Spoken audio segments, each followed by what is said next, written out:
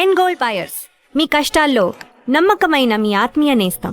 AR Rahman మీరు గమనించిన ఆయన జర్నీని మీరు చూస్తారు కదా చిన్నప్పటి నుంచి, మీరు గమనించిన ప్రత్యేకత ఏంటి సార్ ఆయనలో? అది ఒక ఇప్పుడు చందమామ రాజకుమారుడి స్టోరీలో ఉంటుంది సార్. దాన్ని వినడానికి బాగుంటుంది, దాన్ని అవలంబించలేము ఎవరో. అది ఎవరో ఒకళ్ళకే అబ్బుతుంది, అది అతనికి అబ్బింది. సపరేట్ భగవత్ కృప, అంతే అంతే అంతే అంతే అంతే. దాంట్లో గొప్పతనం తన గొప్పతనం అని నేనేమో అన్నాను. అది భగవంతుడి కృప, అలా జరిగిపోయింది. అంతే అంతే. He was chosen for something and he is living his destiny. Is a very good musician. దాంట్లో నేను అది దాని గురించి చెప్పడం లేదు. బట్ మీరు జర్నీ చెప్పారు కాబట్టి మనిషి తాలూకా పురోగమనం ఇలా కూడా ఉంటుందా అన్నది ఇప్పుడు ఆశ్చర్యంగా. ఆ రాజకుమారుడికి సడన్గా రెక్కలు మొలిచాయి, పైకి వెళ్ళిపోయాడు, చందమామను చూసాడు, లేకపోతే అక్కడ ఎవరో వరించేసింది, సడన్గా గంధర్వ వివాహం అయిపోయింది అని చెప్పేసి మనం కథలు చదవడానికి ఎంత బాగుంటుందో అతని లైఫ్ని చూడడానికి ఎంత బాగుంటుంది, అతను అనుభవిస్తున్నాడు. అంతవరకే తప్పించి మీరు దాన్ని ఫాలో అయిపోయి నేను అలాగే అయిపోతాను అన్నది అది ఎవరి సినిమా వాళ్ళదే. కాబట్టి అంటే మీరు మూలాలు అమలాపురమా? నేను బాగున్నా అమలాపురం సార్. తర్వాత మీరు ఇంకా కంప్యూటర్ సంగీతమే మీకు చదువు? అవునండి. అలాగే చెప్పాలి కదా. తర్వాత మేము ఫస్ట్ మీకు తమిళంలో ఎలా అవకాశం వచ్చింది సార్? ఫస్ట్ మీరు తమిళంలో మ్యూజిక్ డైరెక్ట్ చేసింది? నేను ఫస్ట్ చేసింది తమిళంలోనే చేశాను. అది ఎలా వచ్చింది సార్? అది నేను అప్పుడు చాలామంది దగ్గర అసిస్టెంట్ మ్యూజిక్ డైరెక్టర్గా ఉండేవాడిని. దాని తర్వాత అసోసియేట్ మ్యూజిక్ డైరెక్టర్గా, అసిస్టెంట్ అని కాదు, ఎందుకంటే చేసేదంతా నేనే. అసిస్టెంట్ మ్యూజిక్ డైరెక్టర్ పేరు నాకు నచ్చలేదు. సో నేను ఇప్పుడు అసోసియేట్ డైరెక్టర్ అంటే సగం పని ఆయన చేస్తాడు కదా, నాకు పెట్టండి అని చెప్పేసి ఈ టైప్లో చేస్తున్నప్పుడు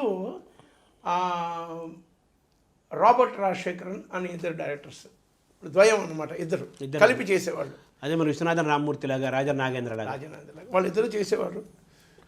వాళ్ళిద్దరిది ఒక సినిమా నేను చేశాను, చిన్న పువ్వే మెల్లపేసు అని.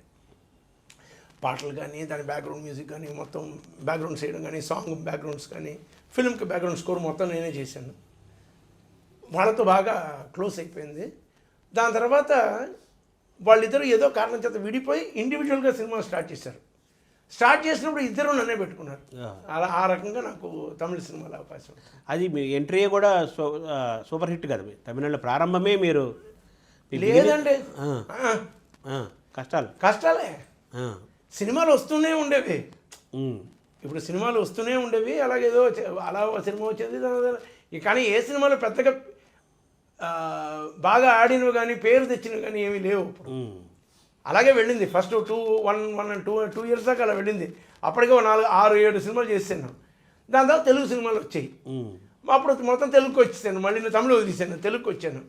నేను ఈ క్షణంలో నేను చాలా ముఖ్యంగా నా జీవితంలో, మీరు అన్నీ మాట్లాడుతున్నారు కాబట్టి, నేను ముఖ్యంగా ఈ సినిమా ప్రయాణంలోని, ఈ జీవనయానంలోని నేను చెప్పాల్సిన ఒక వ్యక్తి ఉన్నారు.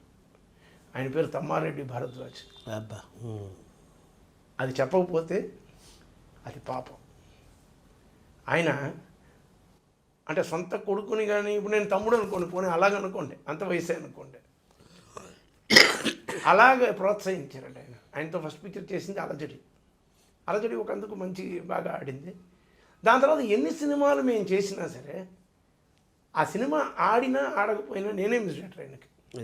ఆయన అలా ఎంకరేజ్ చేశారు. అది ఒక పెద్ద ట్రైనింగ్ పీరియడ్.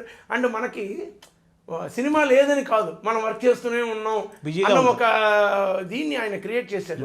ఆయన పట్ల ఎప్పటికీ నేను భరద్వాజ్ గారు మీరు చూస్తుంటే, అన్న నమస్తే, థ్యాంక్ యూ వెరీ మచ్, ఇది ఆయన చూడాలి.